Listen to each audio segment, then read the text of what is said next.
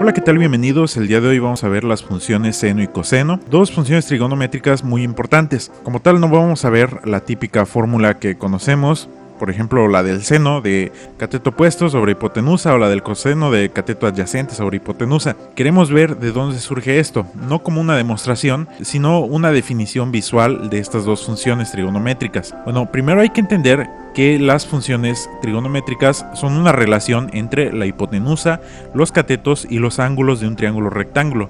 ¿A qué me refiero con una relación? Bueno, a que su comportamiento está estrechamente ligado. Específicamente el comportamiento de los ángulos internos con la hipotenusa y de los catetos. Ahora, ¿de qué forma está ligado el comportamiento de los ángulos con los lados del triángulo?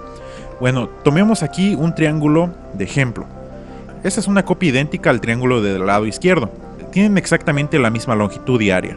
Pero vamos a ver cómo se comporta este triángulo si nosotros cambiamos sus ángulos internos de uno por uno, pero haciendo la excepción en el ángulo interno de 90 grados, porque si nosotros cambiamos este ya no sería un triángulo rectángulo.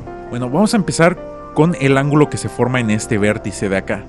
¿Qué pasa si nosotros aumentamos el valor de este ángulo? Es decir, recorremos esta línea hacia la derecha, o bueno, la rotamos más bien, pero ojo, sin cambiar la longitud de la línea. Acordémonos que esta línea es la hipotenusa del triángulo.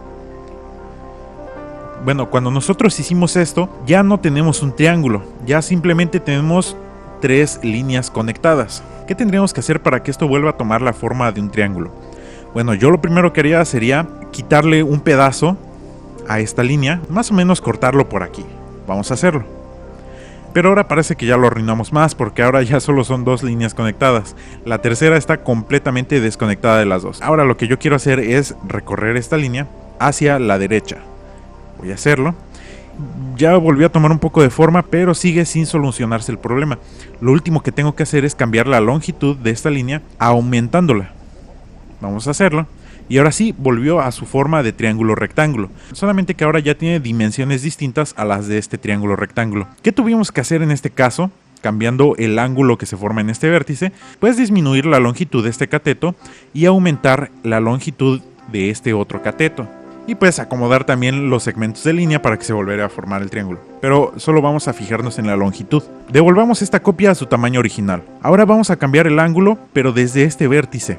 Vamos a rotar esta línea hacia la derecha sin cambiar la longitud de la misma línea, es decir, de la hipotenusa. Se nos volvió a desacomodar el triángulo rectángulo.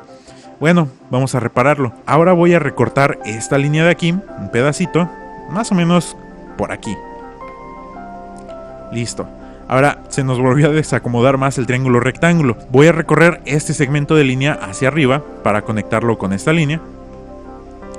Y nos falta un pequeño paso y es agrandar la longitud de este otro segmento de línea.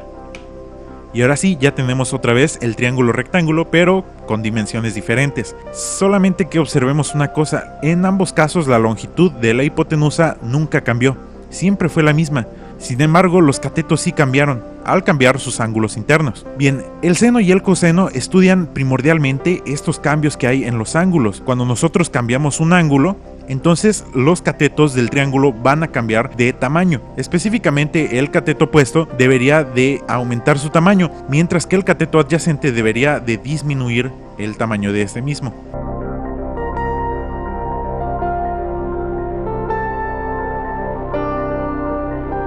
Bien, entonces quiere decir que con esto ya definimos las funciones trigonométricas. Bueno, no tanto, todavía vamos un poquito más para allá.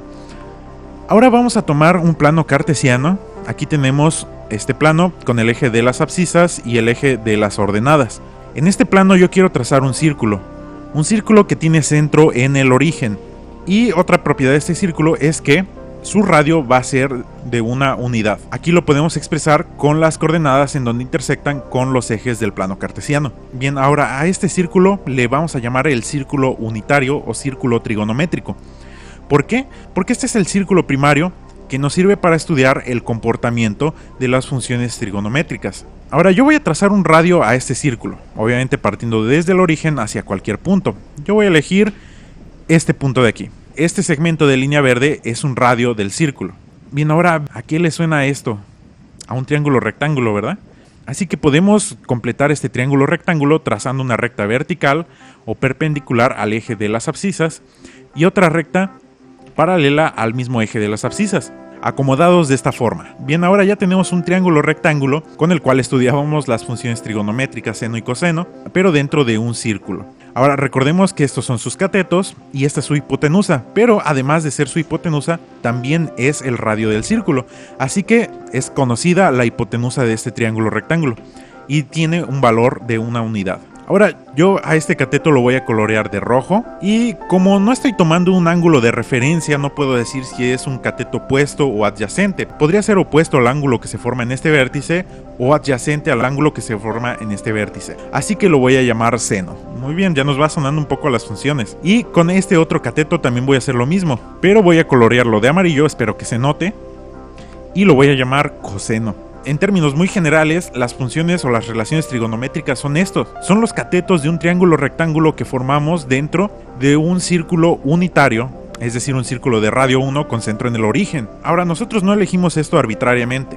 Recordemos que el seno y el coseno estudian el comportamiento de los catetos de un triángulo rectángulo en función del cambio de los ángulos internos del triángulo rectángulo, omitiendo obviamente el ángulo recto. Y específicamente un círculo unitario es una guía suficiente para estudiar este comportamiento. Ahora, el comportamiento puede ser un poco extenso, porque no se va a comportar de la misma forma cuando tenemos un triángulo rectángulo en el cuadrante 1, o en el cuadrante 2, o en el cuadrante 3, o en el cuadrante 4. Eso lo vamos a dejar para otro video. Por ahora me voy a enfocar únicamente en el cuadrante 1. Bien, vamos a tomar ahora únicamente como referencia al ángulo interno que está en este vértice, que intersecta en el origen de nuestro plano cartesiano. Vamos a dibujarlo de este color. Ahora, al igual que los otros triángulos, vamos a cambiar su apertura. Abrí un poco más el ángulo que había entre esta línea y esta línea. Y como pueden ver, el coseno o este cateto, como le llamamos ahora, tuvo que cambiar de longitud para emparejarse con este punto de acá. Y a su vez este cateto rojo o el seno va a tener que cambiar de longitud. Entonces pasa exactamente lo mismo que experimentamos hace rato. Al mover los ángulos internos del triángulo rectángulo, sus catetos tienen que cambiar de tamaño. Como estamos obteniendo un cambio en función de otro cambio, de ahí surgirá la palabra función trigonométrica. Por ejemplo, empecemos con el seno. El seno de un ángulo alfa, vamos a suponer que el ángulo alfa es este ángulo azul, obviamente va a tener una razón de cambio. La razón de cambio que todos conocemos, cateto opuesto sobre hipotenusa, hablando específicamente de este triángulo rectángulo que formamos con este círculo unitario. Como sabemos, el cateto opuesto va a cambiar de tamaño dependiendo del ángulo que nosotros tengamos en este vértice. ¿Pero la hipotenusa será que cambie? Pues yo la verdad creo que no. Porque recordemos que la hipotenusa, aunque la girásemos, no debe de cambiar de valor, porque precisamente la hipotenusa es el radio del círculo. Entonces la hipotenusa siempre va a valer 1. Y si lo simplificamos, sabemos que el seno de un ángulo alfa va a ser el cateto opuesto a este ángulo. Entonces estas funciones trigonométricas nos van a ayudar a obtener ciertos despejes en algún punto con otros triángulos rectángulos de distinto tamaño, porque hay una propiedad muy importante, y es que el valor del seno de un ángulo o del coseno no van a variar si el triángulo rectángulo, y lo mismo va a pasar con el coseno. El coseno sabemos que es igual al cateto adyacente sobre la hipotenusa. El cateto adyacente a este ángulo es este cateto de aquí. La hipotenusa es esta y sabemos que siempre vale 1, así que la podemos cambiar. Y simplificando nos queda que el coseno de alfa es el cateto adyacente a este ángulo. Y bueno, esta es básicamente una explicación un poco simple de lo que son las funciones trigonométricas. En otros videos voy a tratar de explicar más a profundidad el comportamiento de estas en los diferentes cuadrantes y sobre los valores que deben de tener el coseno y el seno. Por el momento es muy importante que entiendan el concepto de seno y coseno. Ahora, algo muy curioso que deben de saber antes de terminar es que este cateto, el seno, no necesariamente tiene que estar aquí. También lo podemos poner en esta parte del eje de las ordenadas. Aquí me salió un poco mal pintado, pero imaginémonos que es un segmento igualito a este segmento rojo.